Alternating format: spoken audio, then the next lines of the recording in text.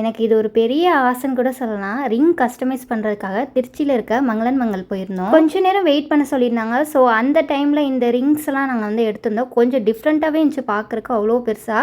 So நான், அம்மா, அப்பா, அக்கா, மோகித் குட்டி எல்லாருமே போயிருந்தோம். போன உடனே வந்து இதுதான் வந்து கஸ்டமைஸ் ரிங் சொல்லிட்டு ஒரு ட்ரே ஃபுல்லாக காட்டியிருந்தாங்க. இதுலேருந்து சூஸ் பண்ணுங்கள், நம்ம வந்து போட்டுக்கலாம் அப்படின்ற மாதிரி இருந்துச்சு. ஸோ நாங்கள் வந்து பிளான் வந்து 1/2 கிராம் எடுக்கலாம்னு சொல்லிட்டு ஒரு 3 டிசைன் பார்த்துருந்தோம். இது ஒன்று, இன்னும் 2 வீடியோ எடுக்கலை. அந்த 3 ரிங்கில் இருந்து பெஸ்ட்டாக வந்து ஒன்று வந்து சூஸ் பண்ணியிருந்தோம். ஸோ அதை வந்து கஸ்டமைஸ் பண்ணுறதுக்கு 20 டேஸ் ஆகும்னு சொல்லியிருந்தாங்க.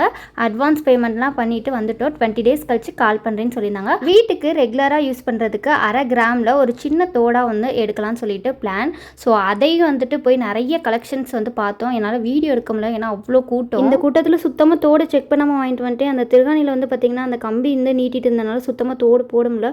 4 டேஸ் கழிச்சு தான் கொண்டு போய் மாற்ற போனோம். அதை எப்படி நாங்கள் மாற்றணும், ரிங் எப்படி அவுட்புட் வந்துச்சுன்னு சொல்லிட்டு நெக்ஸ்ட் vlogல பார்க்கலாம். தேங்க்யூ, பாய்.